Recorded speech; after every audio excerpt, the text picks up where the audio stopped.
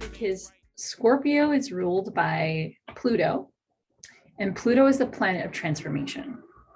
So you know how we always talk about how Mercury retrograde, like Mercury rules Gemini and Virgo, and that's why like all the technology goes weird and everything goes, you know, whatever. So think about how Pluto is the planet of transformation and growth. And we're going to have a solar eclipse, which eclipses are already notoriously well known to be periods of intense transformation and upheaval. And it's happening in Scorpio and the beginning of Scorpio season. Interesting kind of fun facts about eclipses is apparently, so this is funny because of the last eclipse, me and my friends all watched the eclipse happen. Back in the day, in like certain cultures like Mayan traditions and in other parts of the world, eclipses were seen as bad omens and they were considered times of bad luck, and people wouldn't even leave their houses during an eclipse. They would stay inside. You were not supposed to look at the sky. You were not supposed to look at the sun or the moon. I don't know if that's necessarily true. I mean, I'm not dead yet, and I did look at the eclipse once, but it is interesting to note just how throughout history, our ancestors have been very closely following the lunar cycles, and they've been very kind of focused on the eclipse.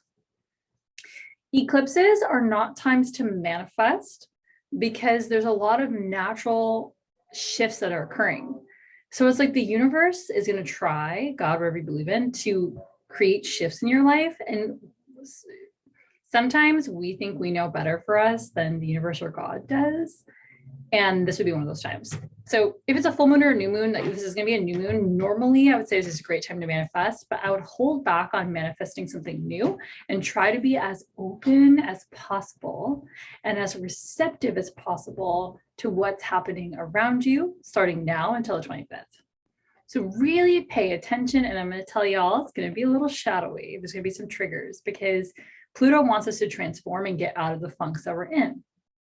So something is similar. I know Abby just shared, like getting back from vacation and wanting to sleep more could kind of snowball into, it might not, but it could snowball into this realization that you need to have better boundaries at work and better sleep habits and drink less caffeine or whatever, right?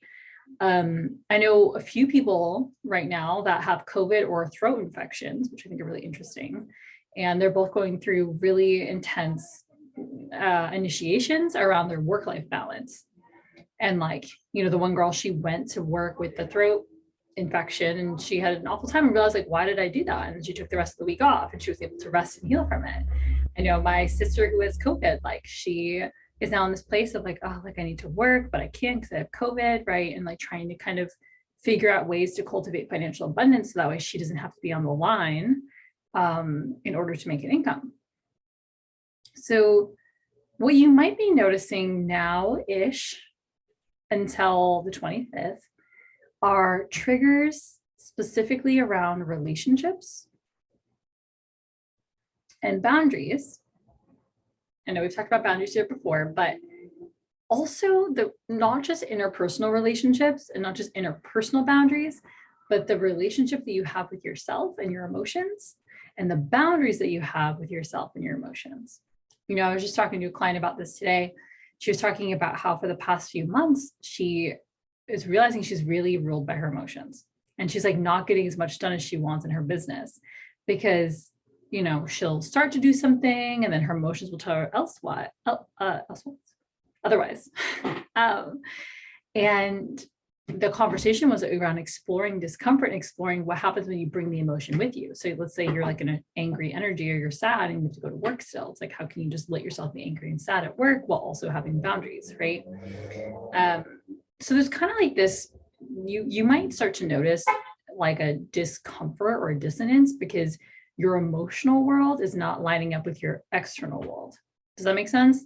So like you might have a day where you have a ton of energy and you get to work and there's nothing to do. And then the next day, right? So then you get home and you're like all wired. So you're like, oh, I'm going to stay up and I'm going to like watch football with my husband or go out with my girlfriends or go to the gym. And, you know, and now you're up till like 11 or 12. And then you get up the next day and you're exhausted. And now your boss has like 25,000 things for you to do. And you're like, seriously, like, why didn't you have me do this yesterday? Right? So stuff like that could be happening. And there's also this piece around relationship.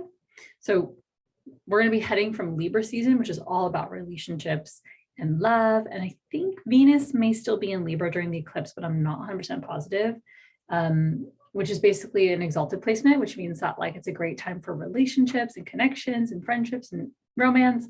And then we're going to be shifting into Scorpio, which like we just talked about is like, you know, Libra is ruled by Venus, the planet of love and beauty. And now we're moving into a season ruled by Pluto, the planet of destruction and chaos and transformation.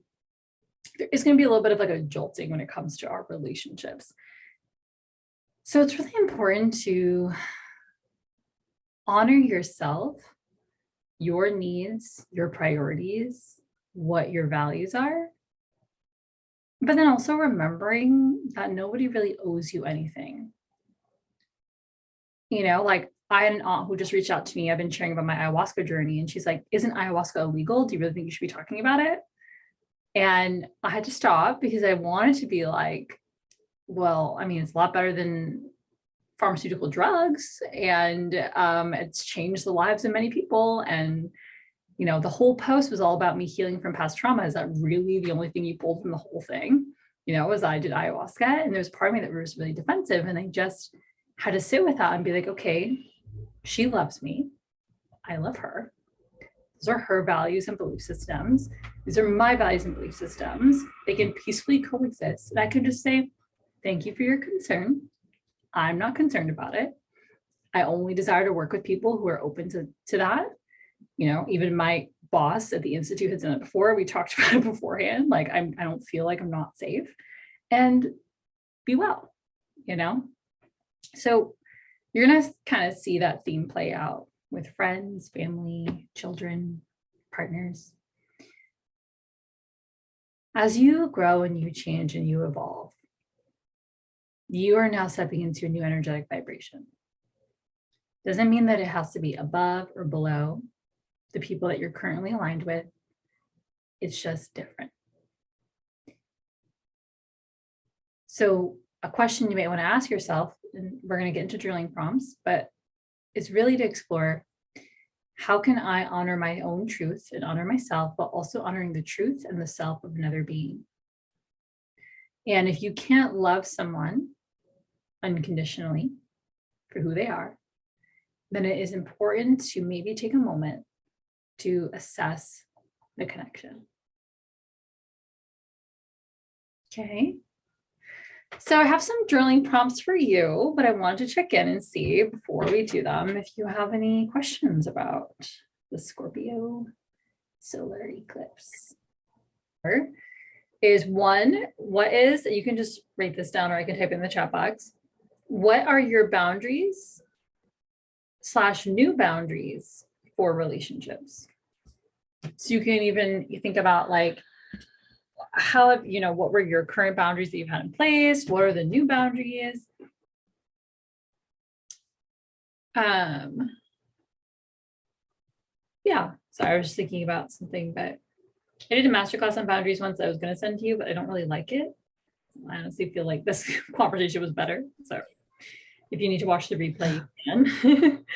The second question. I have a story about boundaries if we have time to, because I was very proud of myself yesterday.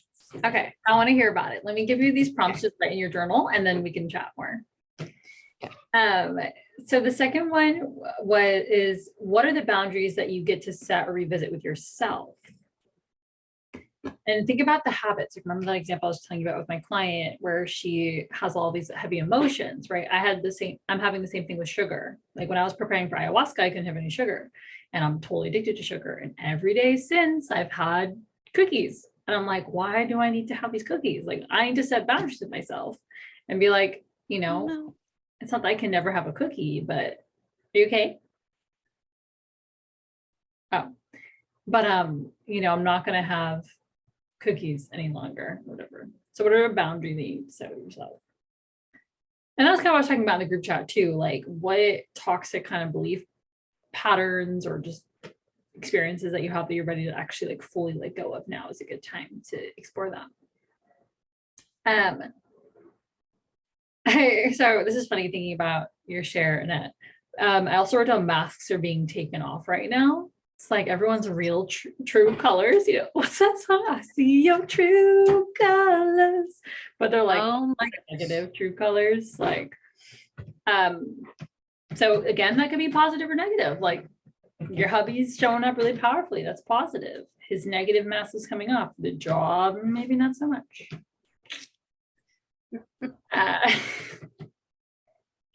We have to laugh about it, right? The third one is 2 more.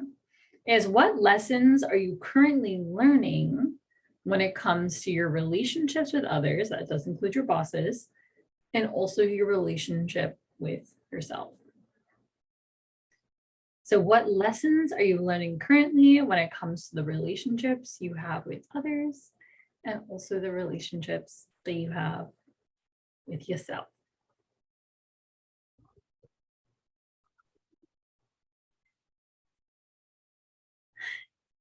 And then finally, so I believe that when you feel resentment, it is usually an indicator that a boundary needs to be created. So notice the emotions that come up with you between now and the 25th, so the next 6 days, the next week or so. Notice, jealousy, anger, fears, anxiety, insecurity. And then how can you actually alchemize that? So like, let's say that you're feeling insecure because your husband keeps like looking at the waiter, I don't know, like looking at everyone else at the restaurant, like flirting with the waiter, being like, hey babe, like I love when you're really present with me and you're not thinking about the waiter. I don't know. Or like with, we talked about the scenario with your boss. A lot of the times our emotions are an opportunity for alchemy, but like I said in the beginning of our workshop tonight, nobody really owes you anything, which is shitty but true. So at the end of the day, we can only express our boundaries, but we can't make people honor them. More love, more life, more determination to get some things